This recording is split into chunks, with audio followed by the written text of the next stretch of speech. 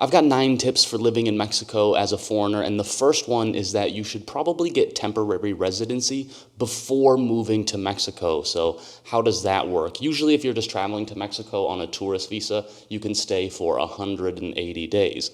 But if you get temporary residency in Mexico, you can stay for more than 180 days and up to 4 years. Now, after that 4 years, if you still want to stay in Mexico, you can get permanent residency, and that just rolls over from your temporary residency. Now, there are some hoops to jump through to do that. You have to get an appointment at the consulate, you have to get your visa, and you have to renew the temporary residency every single year. But there are a lot of perks to getting temporary residency in Mexico. For example, you can go to Mexico with your temporary residency and you can buy a vehicle while you're there. It allows you to open a bank account. You can apply for public health insurance in Mexico. You can get your Mexican driver's license. You can get plates for a vehicle. There's certain places where you can get discounts because you're considered a local once you have your residency card. And having residency gives you more freedom to travel in case there's any kind of pandemic style lockdowns again, because being a resident to a country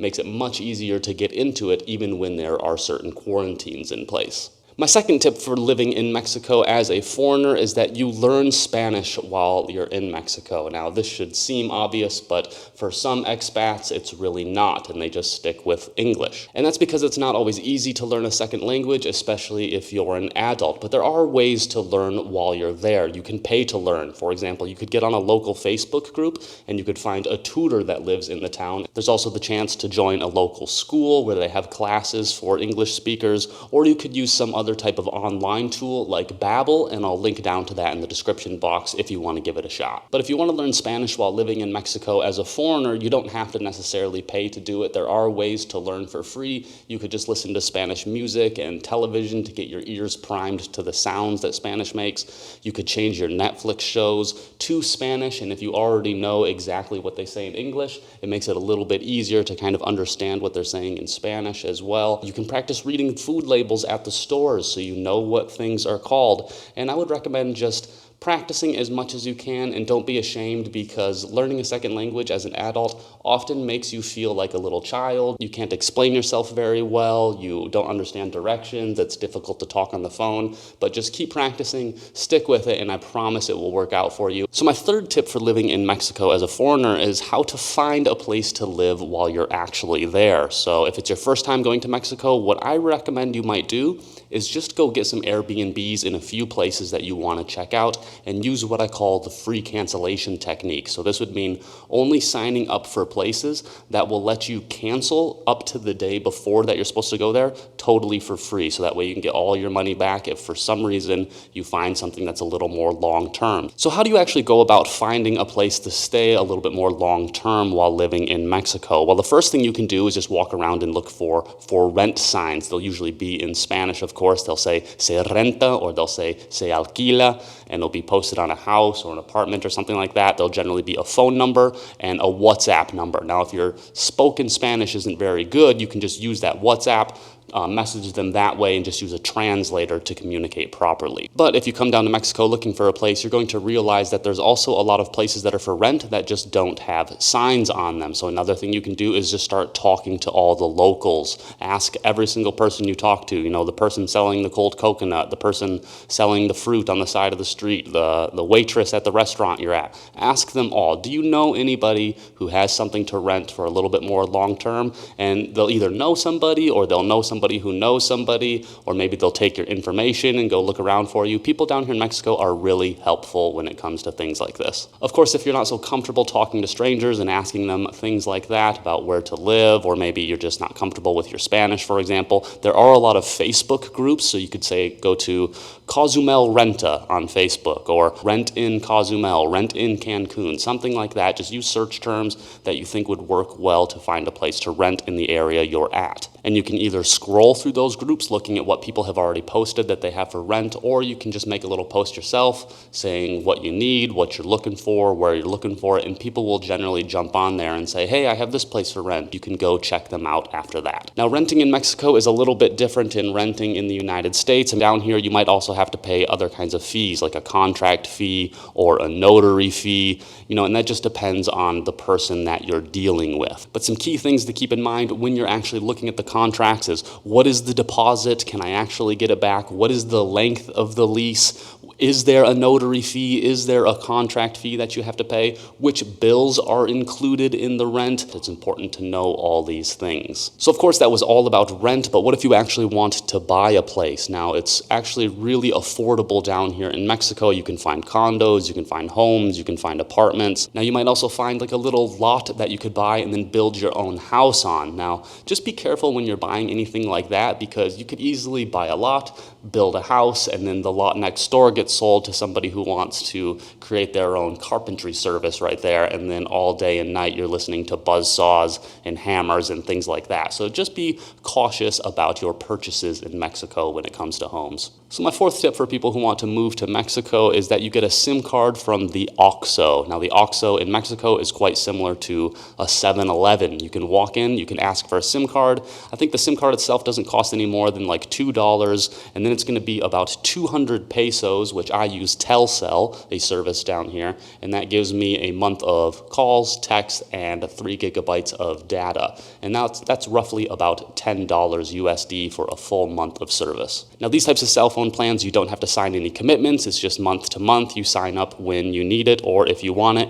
Easy to do. You can just go back into the OXXO, let them know that you want to recharge your SIM card. Again, it's just another 200 pesos or $10 to get it refilled. My fifth tip for people who want to live in Mexico as a foreigner is a couple ideas on how to make friends while you're down here. And I think the number one way that you can do it, the quickest way, even before you get down to Mexico, is again just by joining some of the local Facebook groups. So we talked about, renting on Facebook groups, but there's also things like expats in Cozumel or foreigners in Cancun, different groups like that, where you can find people who maybe aren't so good at Spanish either and might be looking for someone like you who speaks English with whom they can be friends. However, you don't necessarily have to go through any of those Facebook groups or anything like that, because I've actually found that people are just more friendly and more open to talking to strangers when they're outside of their home country. I really feel that strangers, even Americans, are much more open to talking to people. They're much more flexible with who they're communicating with, and that might just have something to do with the fact that there's not a lot of people to talk to in your own language. There's a lot going on around you that is happening in the local language, and that can be a little bit isolating sometimes for people, and that probably opens up another side of them which says, hey, there's some people who speak my language, let me go and interact with them. And this makes it really easy to make expat friends while living in Mexico. Now, if you are having trouble meeting people while living in Mexico, I have a couple ideas on how you can better meet people. Number one is just go out and do some sports that you love. Go out to the water and do something in the ocean. You can join some events. There's always different cultural things going on. Or just go out dancing, go to the bars and just start talking to people. You'll find that a lot more people really just open up when they are traveling around, and so you'll be able to make friends that way, I guarantee it. And speaking of making friends, you can be my best friend right now by just poking that like button, helping this video reach more people. I really appreciate that.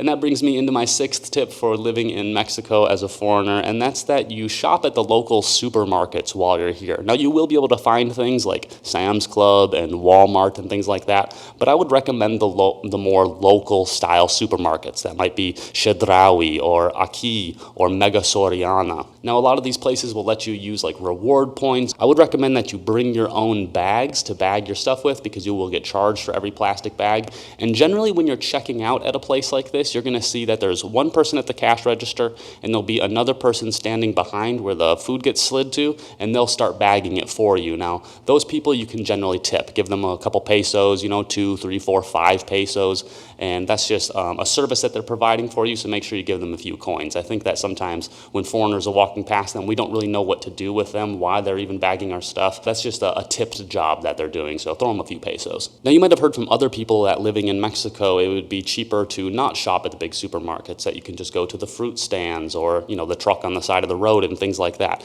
And that's totally fine, and you usually can get some really good deals like that. if they are actually posted. There's a sign that says, pineapple for 15 pesos or 2 dragon fruits for 15 pesos, something like that. You know exactly what you're going to pay. However, this doesn't always happen because a lot of these shops won't have any prices marked, and unless you ask them before you bring it up there, you might just get upcharged just because you are a foreigner and they want to make a little bit more extra money off of you. That's not going to happen at every little fruit stall or every vegetable truck that's driving around. There are a lot of honest Mexicans out there who aren't going to upcharge you just because you are a foreigner, but it happens a lot. And if you are shopping at places like that, you sometimes need to bounce around. You need to go to one shop on this block and then another shop on that block and move around a lot to make sure you get everything you need. And that's why I just recommend using the supermarkets, because they generally have everything in one easy stop and you know the prices. You're not going to get ripped off. My 7th tip for living in Mexico as a foreigner is, how do you get money while you're living down here in Mexico? So number one, you can go to any ATMs.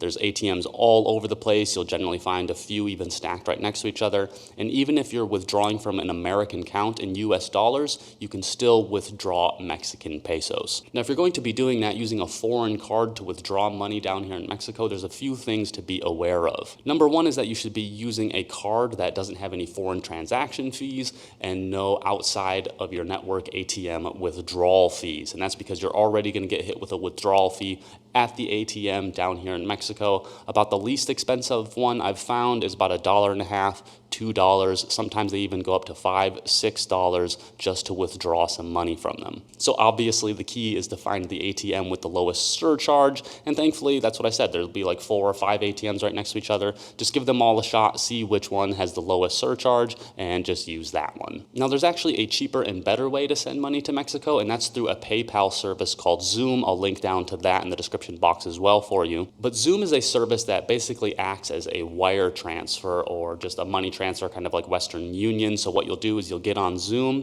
it will be linked to your bank account or your debit card, then you can send money down to Mexico and pick it up in a place like the OXXO that we mentioned earlier. There's a lot of places where you can pick up your money. They have different limits on how much you can pick up and things like that, but you're getting a much better transaction rate when you're transferring from dollars to pesos, and also there's not going to be any kind of like surcharge fee once you transfer, I think it's like $500 or $600 on Zoom. They take away their $2.99 or $3.99 transfer fee. And then it's just free for you to send your money down. And I would recommend actually linking it to your debit card because it'll move a lot faster than if you just have it linked to your bank account. My 8th tip for making your life easier to live in Mexico as an American or a foreigner is that you use a bunch of different apps that are quite helpful down here.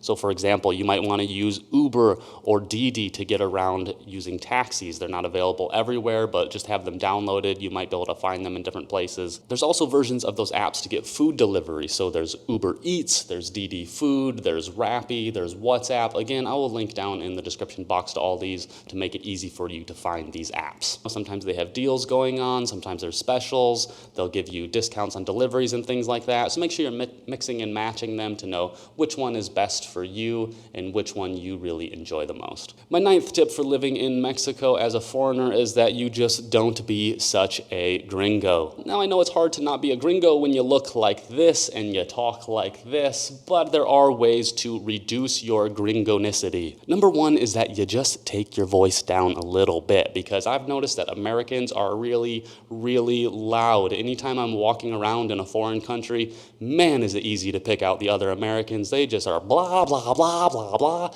Everyone can hear your conversation on the bus. Everyone can hear you coming from a block away. Please, gringos, be quiet. Just speak like someone's standing right next to you. That's all you have to do. Another way to reduce your gringonicity is that you don't dress like you just came off of a cruise ship. Yes, I'm looking at anyone who has on a Hawaiian shirt and flip-flops with khakis. You are full on yacht mode. If you want to learn 3 easy ways to move to Mexico, just click this video right here and comment down below if you have any extra tips